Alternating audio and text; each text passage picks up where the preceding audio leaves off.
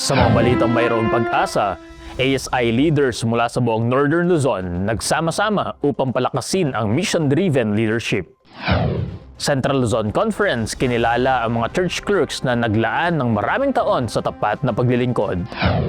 Bagong ordinadong pastor sa Occidental Mindoro, itinalaga para sa mas malawak na paglilingkod sa misyon. Independence Day Fun Run sa Taguig matagumpay na naisagawa bilang pagsuporta sa pagpapatayo ng Adventist Bible Center Church. Cavite Mission Youth Leaders itinalaga para sa mas aktibong pakikibahagi sa misyon. Lahat ng yan ihahatid mula sa tanggapan ng Hope Channel North Philippines. Ito ang Hope Today, HCNP News.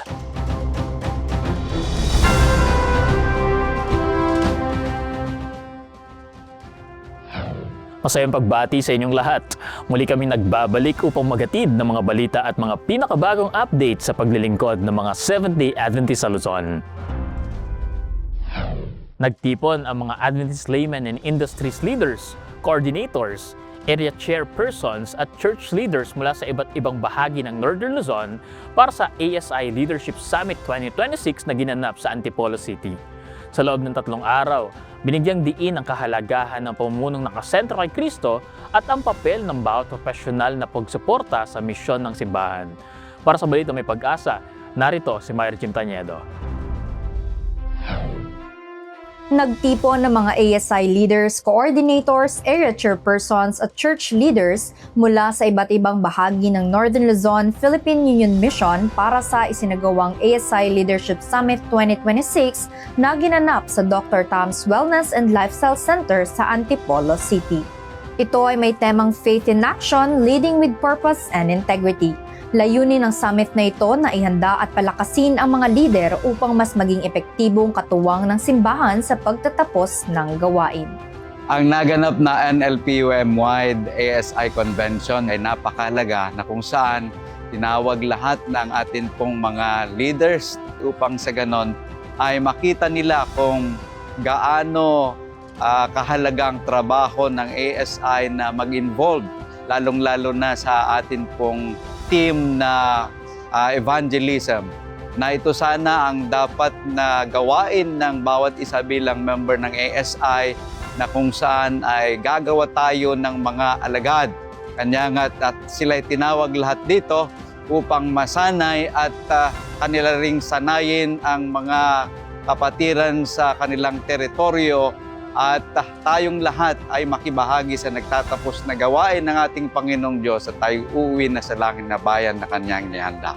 Sa iba't ibang presentasyon at diskusyon, tinalakay ang mga paksang may kaugnayan sa Christ-centered leadership, institutional integrity, stewardship, community engagement at ang papel ng bawat miyembro sa pagsuporta sa misyon ng simbahan. Itong summit na ito ay nagbigay rin ng mga praktikal na kaalaman at panibagong inspirasyon upang higit pang mapalawak ang kanilang pakikibahagi. Inaasahan ding magiging daan ng pagsasanay upang mas marami pang lay members ang mahikayat na gamitin ng kanilang talento, impluensya at kabuhayan bilang kasangkapan sa paglilingkod sa Diyos. Ang motto ng ating ASI or Adventist Layman Services and Industries ay Sharing Christ in the Marketplace. Kaya hinahanda natin itong mga leader mula union hanggang sa local church para maibahagi ang Panginoong Hesus sa kanilang mga gawain, negosyo, profession, either young professional kasama yan dito sa ating summit na ito na ginaganap. So hopefully, with this 3 days summit ay kapupulutan ng malaking additional inputs sa mga miyembro ng ASI. And hopefully, dito ay malaking tulong para sa gawain sa kaiunlad ng gawain para sa iglesia. Patuloy na isinusulong ng Adventist Layman Services and Industries ang panawagan na gawing misyon ang bawat oportunidad at gawing saksi para kay Kristo ang bawat lugar ng trabaho at negosyo.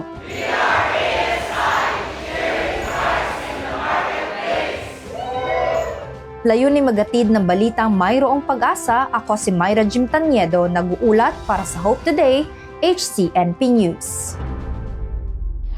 Nagtipon sa Baguio City ang mga church clerks at church leaders mula sa iba't ibang distrito ng Central Luzon Conference para sa Church Clerks Convention. Bukod sa mga pagsasanay at inspirational messages, kinilala rin sa programa ang mga manggagawang nagsilbi ng 10 taon at higit pa sa kanilang mga lokal na iglesia. Balita May Pag-asa ni Alpha Chris Alteros. Nagtipon ang mga manggagawa mula sa iba't ibang distrito ng Central Luzon Conference para sa isinagawang Church Clerks Convention sa Baguio City. Sa temang Call to Count, Committed to Care, binigyang diin ng programa ang mahalagang papel ng mga church clerks sa pangangalaga ng mga talaan ng simbahan at sa pagsuporta sa misyon ng iglesia.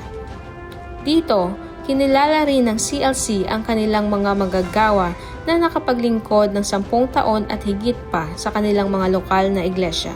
Kabilang sa mga pinarangalan ng isang church clerk na umabot sa 34 na taon ng tuloy-tuloy na paglilingkod, patunay ng kanyang dedikasyon, katapatan at malasakit sa gawain ng Panginoon. Nagkaroon din ng mga mensaheng nagbibigay inspirasyon mula kina Pastor Maximino Cadalig, Charlie Sol Solis, Pastor Rene Montoya, Trina Tan at Pastor Oliver De Vera. Sa kanilang mga mensahe, hinikayat nila ang mga dumalo na ipagpatuloy ang ministeryo ng may katapatan, malasakit at kahusayan bilang mahalagang katuwang sa paglago at pangangalaga ng simbahan. Sa pagtatapos ng convention, muling pinagtibay ang kanilang panawagang maglingkod ng may pagmamahal at dedikasyon habang patuloy na sumusuporta sa misyon ng iglesia sa kanilang mga lokal na kongregasyon. Layuning maghatid ng balitang mayroong pag-asa, ako si Alpha Chris Alteros, nag-uulat para sa Hope Today HCNP News. Isang makasaysayang gabi ng pagtatalaga at paglilingkod ang nasaksihan sa ginanap na organization and commissioning program sa San Jose Occidental, Mindoro. Tampok sa programa ang ordinasyon ni Pastor Renan Terrada at ang panawagan sa mga manggagawa na buong pusong tumugon sa tawag ng Diyos. Tunghayan natin ang Balitang May Pag-asa mula kay Joanna May Manuel. Isang makasaysayang gabi ng pagtatalaga at paglilingkod ang nasaksihan sa ginanap na Ordination and Commissioning Program 2026 na may temang called Here Am I, Send Me. Dinaluhan ng mga leader, pastor at miyembro ng iglesia ang nasabing programa kung saan nasaksihan ang mga halagang yugto sa ministeryo ng isang ordinand. Bilang bahagi ng programa, nagbahagi ng mensahe ang pangunahing tagapagsalita tungkol sa kalagahan ng pagtugon sa tawag ng Panginoon. Ang ordinasyon ay ito'y pagbubukod sa isang pastor para sa isang sagradong serbisyo o banal na paglilingkod. Kagaya ng pangangaral, pangangasiwa at pag-aalaga sa mga lingkod ng Panginoon na mga tinatawag nating tupa o membro ng iglesia, maging ang pangangaral ng Ebanghelyo sa lahat ng panahon ng kanyang buhay. Kaya napakahalaga ang isang ordinasyon na siyang ibubukod ang tao, ang isang pastor, alang-alang sa gawain ng ating Panginoon. Bukod sa inspirasyong mensahe, naging tampok din sa programa ang pagkilala sa buhay at paglilingkod ni Pastor Renan T.M. Rada na sa loob ng 6 na taon buong pusong naglaan ng panahon at kakayahan sa paglilingkod sa iglesia. Ngayon na ako ay bagong ordinadong pastor, ako ay nagtatalaga ng aking sarili na aking gagampanan ang Great Commission na ibinigay at ipinagkatiwala ng Panginoon ang maging disciple maker upang nang sa ganon, mas marami pang kaluluwa ang maakay sa pana ng ating Panginoon at may handa sa ikalawang pagbabalik ng ating Panginoong Hesus.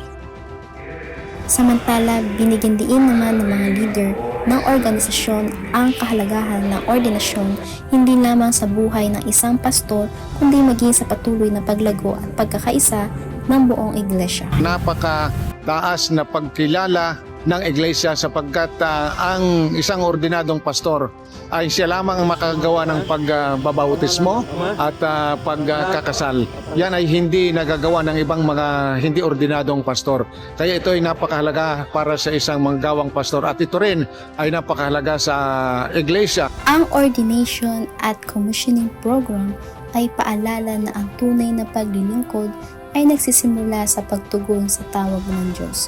Mula sa temang called, naway magsilbi itong inspirasyon sa marami ng buong pusong magsabi, narito ako, Suguin mo ako. Layunin magatid ng balitang mayroong pag-asa. Joanna May Manuel nag-uulat para sa Hope Today, HCNT News. Kasabay ng pagdiriwang ng Araw ng Kalayaan, isang makabuluhang fun run ang isinagawa sa Arca, South Taguig City upang suportahan ang pagpapatayo ng Adventist Bible Center Church sa Western Bicutan. Pinagsama ng aktibidad ang advokasya para sa kalusugan, pagkakaisa at bayanihan para sa isang makabuluhang layunin. Narito ang balitang may pag-asa sa ulat ni Ansley Escarcha. Kasabay ng pagdiriwang ng Araw ng Kalayaan ng Pilipinas ngayong June 12, isang makabuluhang fun run ang isinagawa dito sa Arca South Taguig City.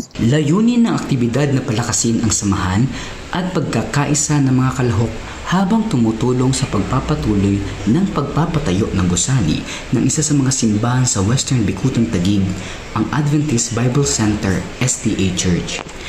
Ang layunin po ng atin pong fun run na ito ay makalikom po ng pondo sa pagpapatayo po ng ABC Church.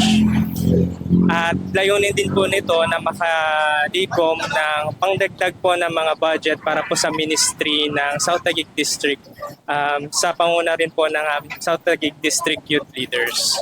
Napakasarap na makasama yung mga taga-ABC Church ng Sanidad Church kasi napaka-supportive ng bawat isa.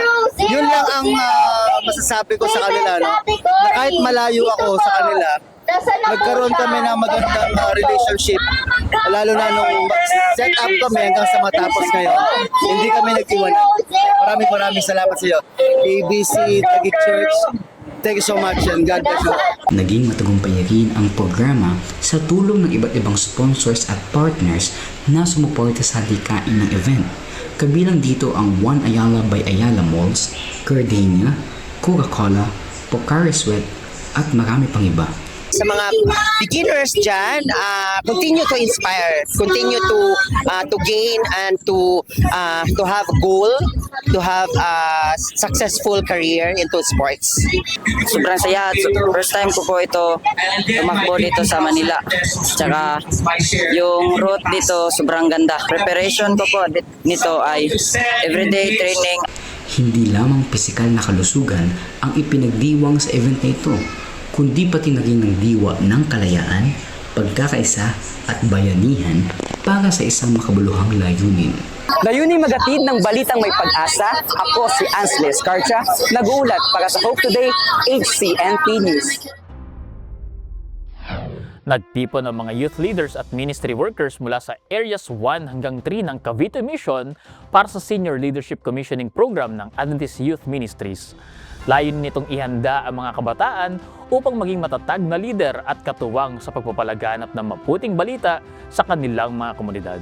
Alamin ang balitang may pag-asa mula kay Jayish Madayag. Nagtipon ng mga youth leaders at ministry workers mula sa Areas 1 hanggang 3 ng Cavite Mission para sa Senior Leadership Commissioning Program na pinangunahan ng Adventist Youth Ministries. Sa pangunguna ni Pastor Ray Maglipas, Adventist Youth Ministries Director at Pastor Chester Labrador, layunin ng programa na ihanda at italaga ang mga kabataang leader para sa aktibong pakibahagi sa misyon at paglilingkod ng simbahan. Sa buong programa, binigyang diin ang kahalagahan ng pagkakaroon ng matibay na pundasyon sa salita ng Diyos at ang papel ng mga kabataan sa pagpapalaganap ng mabuting balita sa kanilang mga komunidad. Nakaangla rin ang pagsasanay sa pandaigdigang tema ng Adventist Youth na grounded in the Bible, focus on the mission, na naghihikayat sa mga kabataan na manatiling nakasentro sa Biblia habang aktibong nakikibahagi sa paggawa ng mga alagad. Ipinabatid din sa mga kalahok ang mahalagang papel ng bawat miyembro sa pagsasakatuparan ng layunin ng Cavite Mission na each one, reach one, each church, plant a church. Sa pamamagitan ng kanilang pamumuno, inaasang mas marami pang kabataan at komunidad ang maaabot ng mensahe ng pag-asa at kaligtasan. Bilang bahagi ng commissioning program, hinamon ng mga kabataang leader na mamuno ng may integridad, katapatan at malasakit habang ginagamit ang kanilang impluwensya upang akayin ang iba kay Kristo. Ang pagtatalaga ay nagsilbing paalala na ang pamumuno ay hindi lamang isang tungkulin kundi isang panawagan upang maglingkod at magdala ng pag-asa sa iba. Sa kanilang pagtanggap sa hamon ng paglilingkod, inaasahang magiging katuwang ang mga bagong komisyong leader sa pagpapatuloy ng misyon ng simbahan at sa paghahanda ng mas marami pang tao para sa nalalapit na pagbabalik ni Kristo. Layuning maghatid ng balitang mayroong pag-asa. Ako si Jayesh Madayag, nag-uulat para sa Hope Today, HCNP News. Yan muna ang mga balitang aming hatid ngayon. Palaging tumutok sa Hope Channel Philippines para sa mga update sa ating mga kapatid at kanilang mga paglilingkod sa buong Luzon ngayong taon. Tuloy-tuloy pa rin ang online programs and services dito sa Hope Channel North Philippines at sa lahat ng Adventist Facebook pages na naka-flash ngayon sa inyong screen. Laging subaybayan ang mga programang hatid ng Adventist World Radio sa buong Mega Manila. Pakinggan ng AWR 89.1 FM. Mapapanood din ang teleradyo ng mga programang iyan sa Facebook pages ng Adventist World Radio Manila, Northern Luzon Philippine Union Mission, Central Luzon Conference at Adventist Medical Center Manila. Sa aming mga kaibigang news contributor, tuloy-tuloy pa rin ang aming pagtanggap ng mga balitang nais ninyo maisama sa ating mga news episode. Ipadala ang mga ito via email sa hcnpnews@adventist.ph o gamitin ang hashtag HCNPnews sa inyong mga social media posts. Mula dito sa Hope Channel North Philippines, sa ngalan ni Pastor Sherman Fidacan, ako po si Wilmer Jim Estrito at ito ang Hope Today, HCNP News.